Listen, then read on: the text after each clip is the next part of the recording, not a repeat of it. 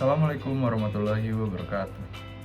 Kami dari TT Gabungan 7 akan memaparkan materi transisi EV di Indonesia.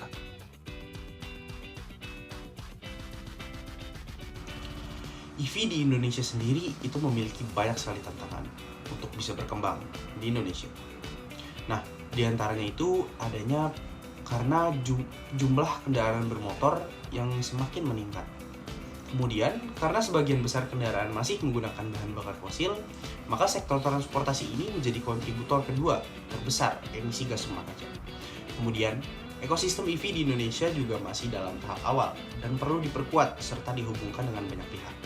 Maka, ini membutuhkan percepatan dan advokasi melalui kebijakan pemerintah, hubungan institusional, kepatuhan teknis, serta kesiapan mobilitas. Indonesia juga merupakan negara yang sangat luas, dengan luas 190 juta hektar dengan 5 pulau besar. Nah, hal itu juga menjadi tantangan untuk penyebaran dan pendistribusian EV di Indonesia. Nah, beberapa permasalahan EV sendiri yaitu karena adanya kesulitan dalam memanage baterai. Karena kinerja baterai tentunya itu akan berkurang setelah masa pakai awal. Kemudian karakter konsumen juga menjadi permasalahan dalam berkembangnya EV di Indonesia. Jadi masih banyak masyarakat yang merasa bahwa lebih mahal jika mengisi daya listrik dibanding membeli bahan bakar mesin fosil. Yang dimana sebenarnya hal tersebut tidak terlalu benar juga. Nah, makanya selain itu EV juga perlu meninjau perkembangan pasar seperti penjualan second hand. Yang dimana berarti kendaraan listrik ini dengan baterai yang sudah tidak optimal. Maka diperlukan analisis tren, tantangan, dan peluang dalam pasar bekas serta dampaknya terhadap kendaraan listrik. Opportunities, policies, and incentive, atau bisa disebut juga dengan peluang, kebijakan, dan insentif. Yang pertama ada Perpres atau Peraturan Presiden Nomor 55 Tahun 2019 yang berisi tentang percepatan kendaraan bermotor listrik berbasis baterai atau BEV sebagai bagian dari transisi dari sektor transportasi berbasis bahan bakar fosil ke yang lebih bersih. Selanjutnya ada Peraturan Presiden atau Perpres Nomor 79 Tahun 2023 yang berisi tentang perubahan atas Perpres 55 Tahun 2019 atau fleksibilitas kandungan lokal. Selanjutnya ada MEMR Regulation atau keputusan dari Menteri SDM atau Permen dengan nomor 1/2023 9 Januari 2023 tentang penyediaan infrastruktur stasiun pengisian listrik untuk kendaraan bermotor listrik yang berbasis baterai. Selanjutnya ada MEMR Decree atau SK Menteri nomor 182 K/TL 04 MEM/S 2023 tentang percepatan ekosistem EV pada tarif layanan di stasiun pengisian berbasis baterai atau BEV. Selanjutnya ada MEMR Regulation atau Permen dengan nomor 3 tahun 2023. Selanjutnya ada Peraturan Menteri SDM atau Permen nomor 13 tahun 2023 tentang perubahan atas Permen 3 tahun 2023 tentang tambahan insentif untuk konversi sepeda motor dari motor ICE ke BEV. Kita ada keputusan Menteri SDM atau SK Menteri dengan nomor 39 KEK 07 DJE/2023 tentang pedoman teknis insentif pemerintah pada konversi sepeda motor dari ICE ke BEV. Terus dilanjut dengan ada peluangnya di mana cadangan alam yang besar dari beberapa mineral strategis sebagai sumber baterai EV. Terus di peluang yang lainnya juga ada pertumbuhan ekonomi Indonesia yang konsisten di angka 4-5% pada tahun 2022 dengan PDB IDR 19,58 triliun terus atau setara dengan 1,319 miliar US dollar dan populasi 270 juta orang. Selanjutnya ada juga tren mobilitas listrik global. Selanjutnya ada Electric Vehicle Regulation.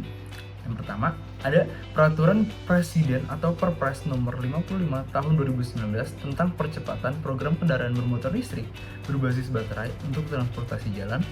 Yang kedua ada Peraturan Menteri Energi dan Sumber Daya Mineral atau SDM nomor 1 tahun 2023 tentang penyediaan infrastruktur pengisian listrik untuk kendaraan bermotor berbasis listrik atau baterai. Selanjutnya ada Peraturan Menteri Perindustrian nomor 28 tahun 2020 tentang kendaraan bermotor listrik berbasis baterai. Yang keempat ada Peraturan Menteri Perhubungan nomor 45 tahun 2020 tentang persyaratan teknis kendaraan bermotor listrik berbasis baterai. Yang kelima ada Peraturan Menteri Perindustrian nomor 36 tahun 2021 tentang pengembangan industri kendaraan bermotor emisi rendah karbon.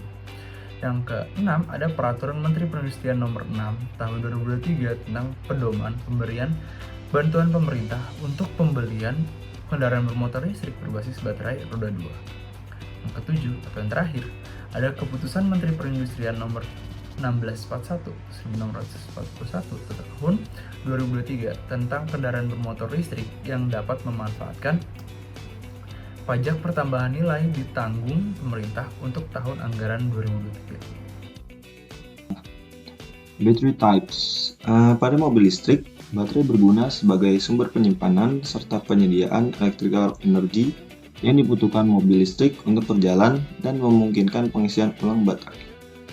Ada 5 tipe baterai, yaitu lithium ion, nickel metal hydride, lalu ultra kapasitor, yang keempat lead acid, yang kelima solid state.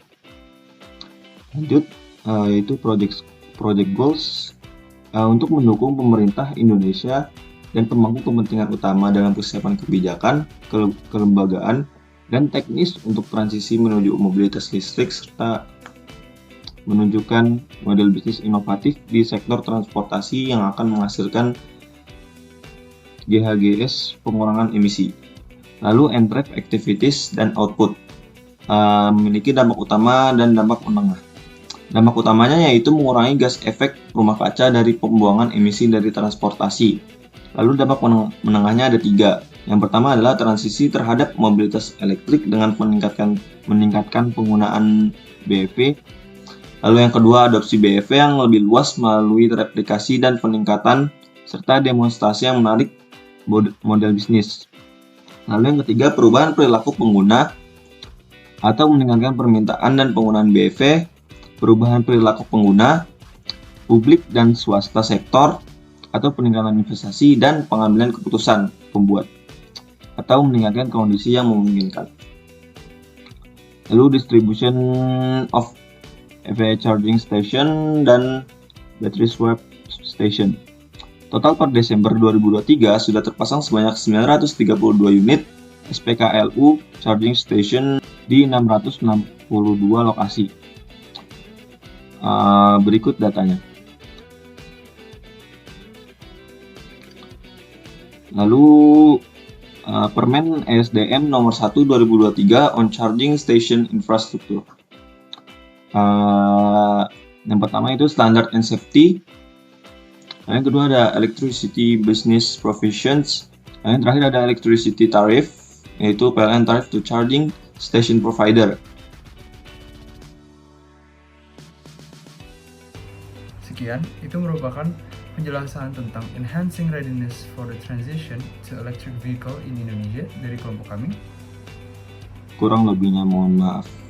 Wassalamualaikum warahmatullahi wabarakatuh.